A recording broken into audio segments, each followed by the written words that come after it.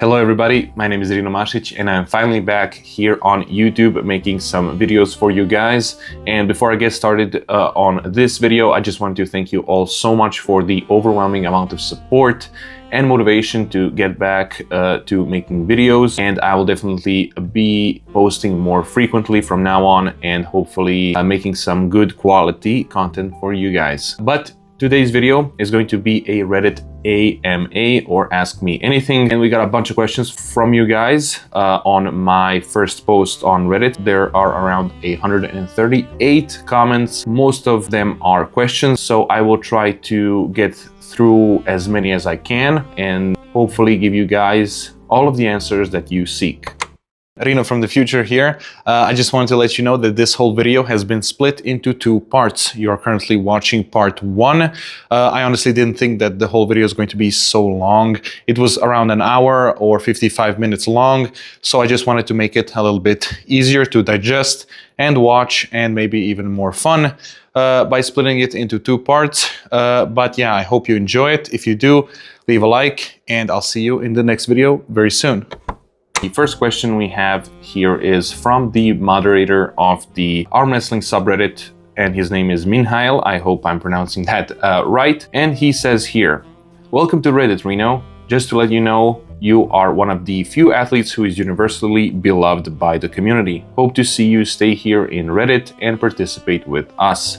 Thank you so much for the warm welcome, Minhail. I am very happy to be a part of this side of arm wrestling as well. Hopefully I will be active here as well to communicate with you guys and be more in touch with you as well through Reddit. And his three questions are, first one being, how would you approach a rematch with Ivan in the future? I would definitely change a few things. The first thing, the main thing being, my approach to the match was trying to flash pin Ivan the first time around, and I definitely saw as soon as the first round was over that something isn't working out. I was kind of too late to realize that I should take it more easily, more slowly, and try to gas out Ivan. That would definitely be a approach that I would have on our rematch, and I would kind of try the press maybe later in the rounds, not earlier. I would definitely go more for a defensive deep hook and again try to tire out Ivan and hopefully win by doing that. The second question is, in your training schedule video from 2022 you don't include the general strength exercises. Why is the reason for this? Has that changed now? Now, the reason that I didn't include any general strength exercises is because I was just showing you my current program that I use for arm wrestling, and it's very arm wrestling specific if you didn't notice, and I basically do the same thing as I did then. The only difference being is the way that I set up or execute certain exercises. I maybe hit a little bit of a different angle now, and I will be covering all of that in future videos. The reason for this is that I already had a really strong base from the very beginning of my arm wrestling career. Even like a few years into arm wrestling training, I still had the general strength exercises, by which I mean exercises for my chest and shoulders and back. Then after a certain amount of time, I just thought that I don't need to get those parts of my body stronger than they already are, and that focusing more on arm wrestling specific stuff is going to be more beneficial for my arm wrestling career. That proved to be true, and something that worked out for me great. I would contribute my success mostly to the training program that I have now, which is very arm wrestling specific. The next question from Minhail is, your pulling style is very taxing on the elbow. What is your routine for recovery and injury prevention like? This is very true. My pulling style is very taxing on my elbow, and I quite often have elbow pain. My recovery routine would probably be just doing some JM presses or getting a good amount of rest. And sometimes I wouldn't recommend this to you guys, but I found out that for me personally, sometimes working through the pain helps me recover faster, which is very weird, and I don't know how that works, but for me it does. If I had to recommend you something that you can do for recovery, getting blood flow through your arms with a bunch of reps with light weights is very beneficial in recovering your joints and elbows and muscles as well. And injury prevention is, before I start my training, I warm up really well, and of course for any kind of competition I as well warm up really well, and I hit certain angles so I wouldn't get injured. That prevents me mostly from having some injury, in my opinion, and having those tendons warmed up and ready for a battle on the table is always good and works like a charm to prevent any injuries. The next question we have is coming in from BurBill1234. He asks, how can someone at the age of 19 be that strong and big without PEDs? Thank you for the compliment. We know Bacho is on it. Are you also on PEDs? Now this has to be the most common question that I get asked on every single platform that I'm on, including when people meet me in real life as well. And I completely understand their standpoint and why they would ask me this. I'm not in any way offended when somebody asks me something like this. Being skeptical is perfectly fine, and I can tell you with 100% certainty that I have never used any kind of PEDs, nor will I use them anytime soon, because I want to continue competing at WAF, because right now it's very beneficial for me because my country provides me with certain rewards if I win, and that is my main income from this sport, and I want to continue doing this professionally. The only way I can continue doing this professionally is by staying off of any performance enhancing drugs and competing at those events. So I hope that clears that up. Next question we have here is coming in from the one from Asai. He asks, if top roll is for smart people and hook is for real men, who is the press for? I would say that the press is probably for handsome people. If top roll is for smart people, hook is for real men, press therefore is for handsome people. So the next question we have here is coming in from K5, and he asks, how do you structure your overall training and how do you program your tapers leading up to a match? My overall training structure is, my one training cycle lasts a month, and in that training cycle I have 3 micro cycles through which I go from 70 to 80 to 90% of my 1 rep max, and I change the amount of reps and sets that I do from 70% where I do 5 times 5 to 80% where I do 5 times 4, and on the 90% I do 5 times 3. So that's 5 sets and 3 reps. And once I am done with that microcycle, or I kind of call it a week, that first week, even though it lasts longer than a week, when I'm done with that, I go on to the next week where I raise the percentages by 5% from the previous week. And then again for the third microcycle as well, where I would eventually get to 100%, where I do 3 sets for 3 reps. And if I can lift that, that means that I have progressed and I can kind of round up my PR to like 2.5 kilos or 5 kilos more.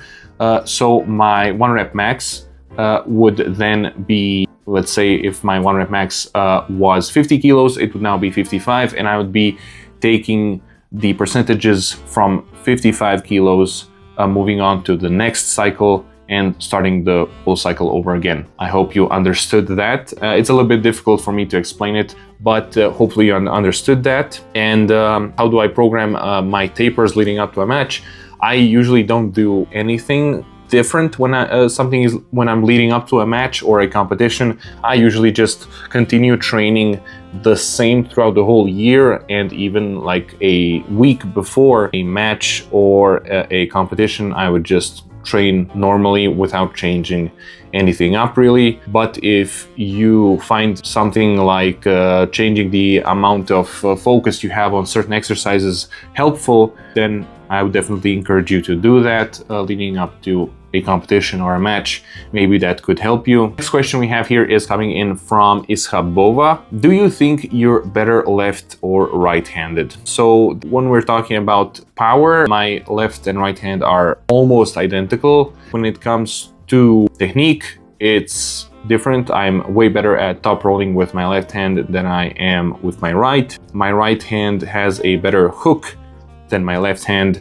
So I would say that they're pretty much equal when you round everything up, yeah, there's not a lot of difference in them, only regarding technique and the way that I would probably approach a match if I am pulling with my left or right hand.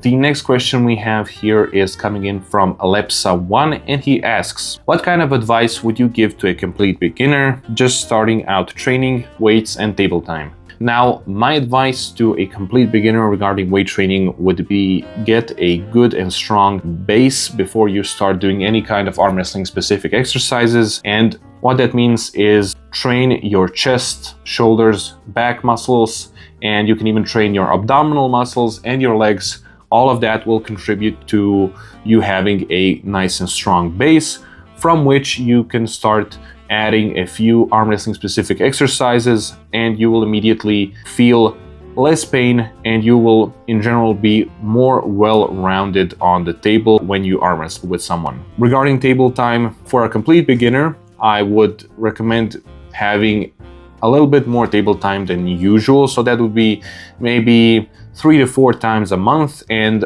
when you have table time, please do not pull more than 70% of your maximum. So don't give it your all right from the beginning, because you will have some really bad pain in your elbows and even shoulders and wrists, which you want to avoid from the very beginning. And then later on, you can kind of get more used to them. And table time should be used to develop your technique, your table IQ. So that would be your way of kind of getting out of certain situations if you find yourself in them, and should be used to get more familiar with the table and rules of arm wrestling in general, not to destroy your arms and prove that you're the strongest in the gym or the club. Even though I know that's very tempting, try to avoid that as much as possible. The next question we have here is coming in from Really Mac, and he asks, hi there, Rino, what's your diet like? My diet right now is consisting of, like right now as of making this video, consists of 1 meal a day and just drinking a bunch of Cola Zero and drinking some protein shakes here and there as well, because I'm cutting weight for Worlds as of right now. I have like 6 kilos left, but my usual diet is nothing really specific. I eat everything and anything I can get my hands on, and that's kind of the main issue for me when it comes to like cutting weight. I kind of go too much over the weight that I'm supposed to be at. So I always have this phase of like extreme weight cuts where I literally starve myself and suffer a lot, but you know, that's what I do to myself and that's my own fault. So my usual diet would consist of everything. I don't follow any certain dietary regime, and maybe I would just focus more on eating meat and proteins. The next question we have here is coming in from original_signature75, and he asks, what's your take on PEDs? I don't have that big of an issue with people at the very top of our sport using PEDs. So that would be East versus West or King of the Table, just because people who use PEDs are competing against other people who are also using PEDs. So the playing field is leveled somewhat. So there's not someone that has a massive advantage over the other. But when it comes to national, European and world championships, I'm definitely against the usage of PEDs, because you would be competing against people who are lifetime naturals and have never taken any kind of PEDs. And I think if you ever get caught, you should get a lifetime ban, just because once you use PEDs, you are immediately in a advantageous position, let's say, over someone who never used PEDs. And I think getting a lifetime ban is a well enough threat to people who were planning on using PEDs and competing at these events to maybe not try to, you know, get through with using PEDs on these kinds of events, just because there's always that kind of fear that you will get caught, and if you get caught, it's all over for you. So that would be my take on PEDs.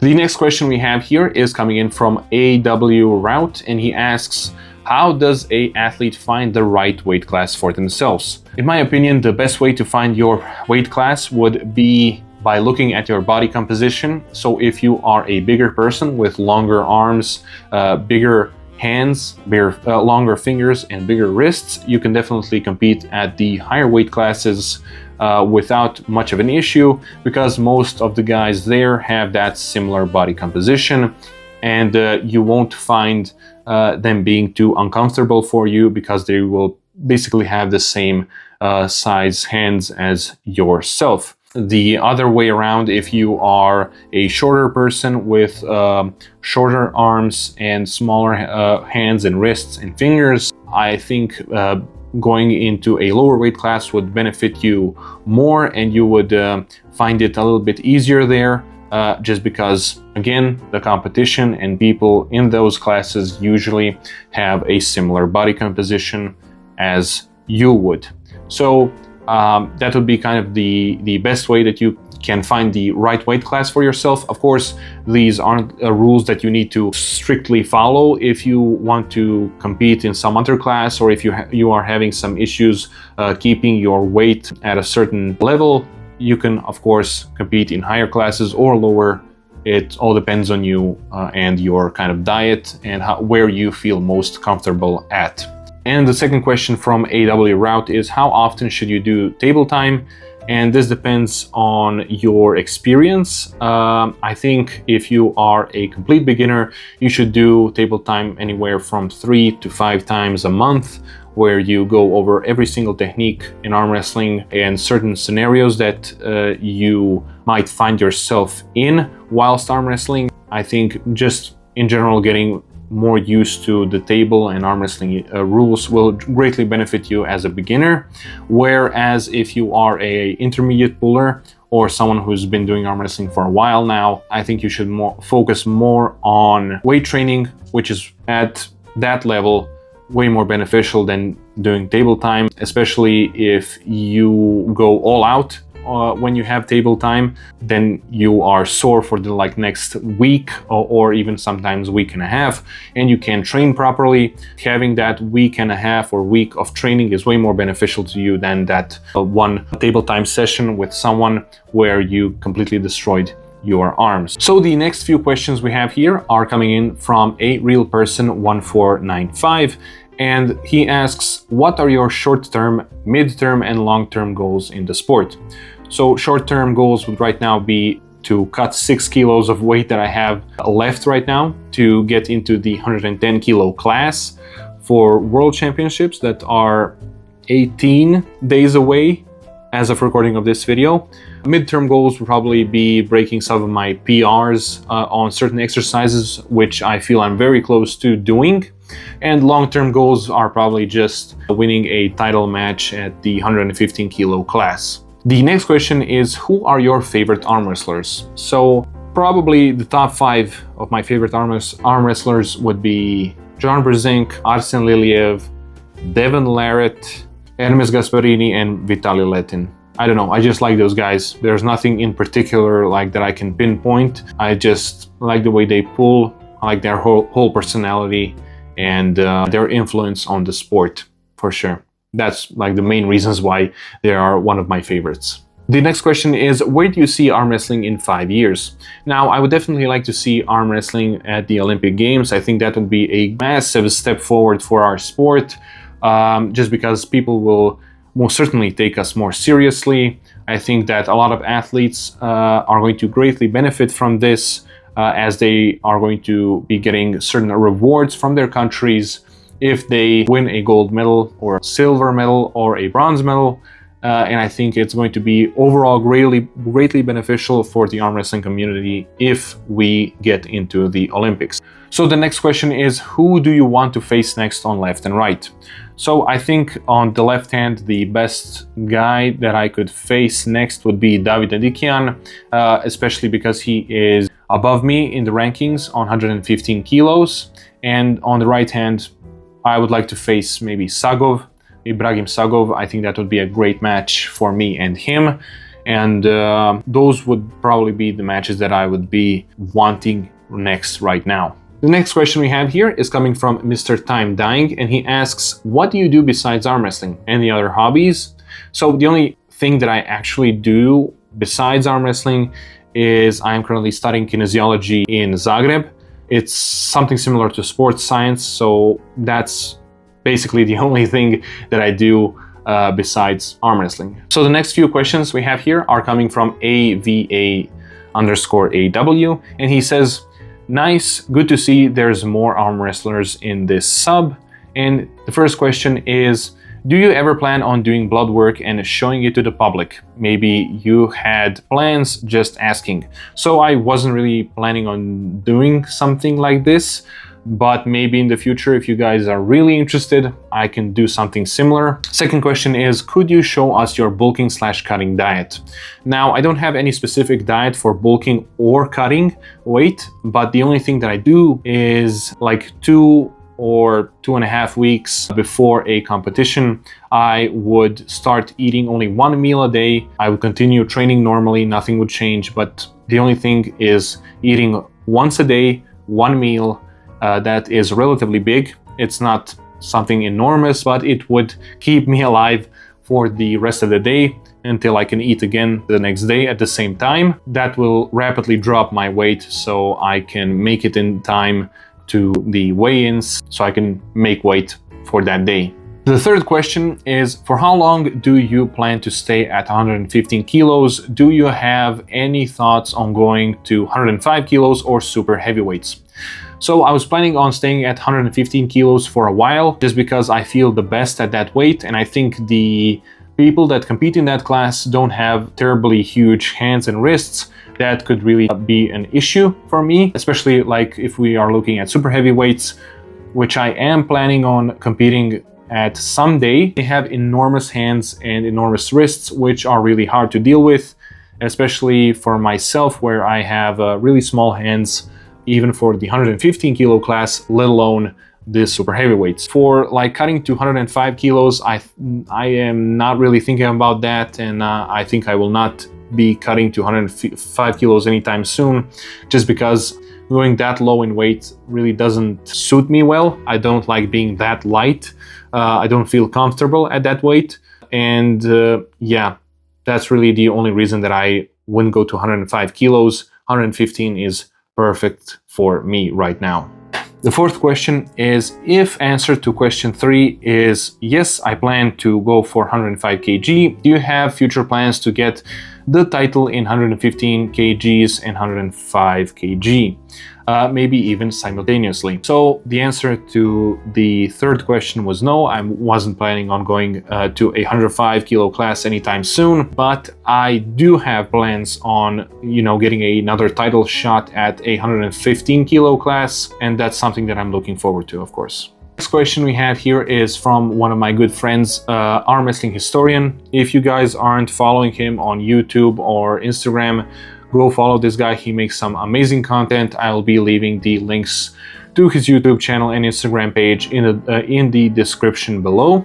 He says, hey Rino, what are your long-term plans as far as social media and content creation goes?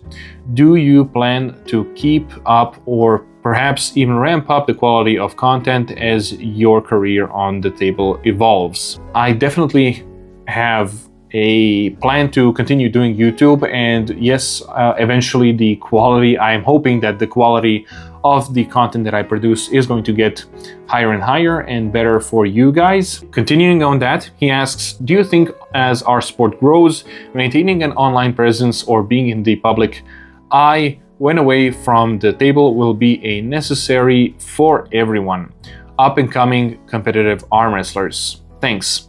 I don't think it will be necessary, but it's something that everybody should be tailoring towards too.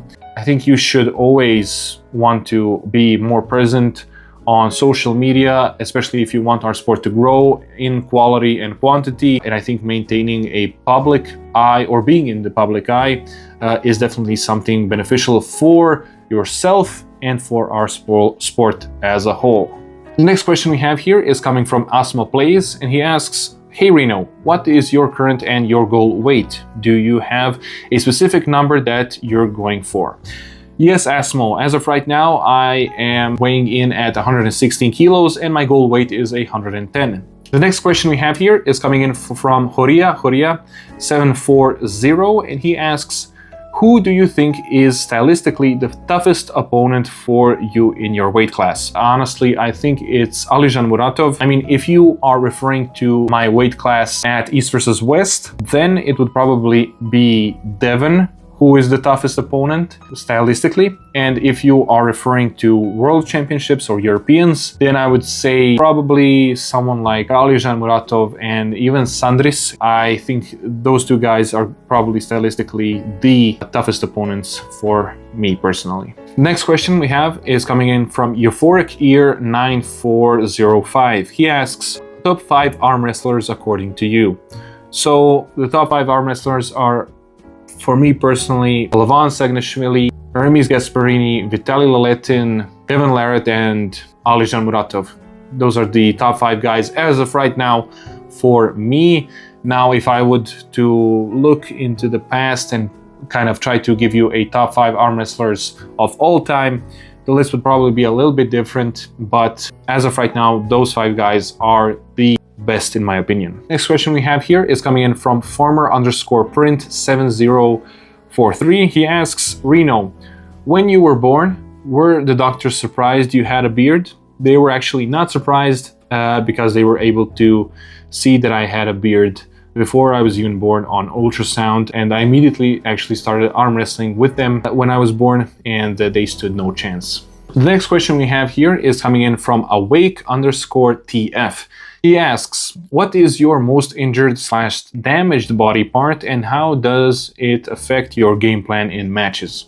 As of right now, I don't have any body part that is really that damaged that it would change my game plan, but in the past I did have my shoulder injury that affected my way of pulling, and I had to really rely on my press more than anything because I simply wasn't able to give it my all when I was pulling in a hook or top roll because I wasn't able to keep my hand in the middle of my body.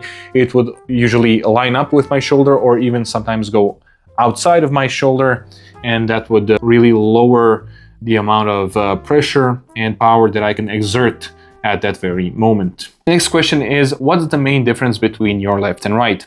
Is it fitness or are some moves easier/harder with each arm? Do you lack strength in some areas with one arm while being stronger in the other? The fitness level of my left and right hand are practically the same. When it comes to movement, I can top roll way easier with my left hand and I can hook way easier with my right hand. The only difference in strength is in my wrist. My left wrist is just a tad bit weaker than my right wrist, and that would really be the only differences.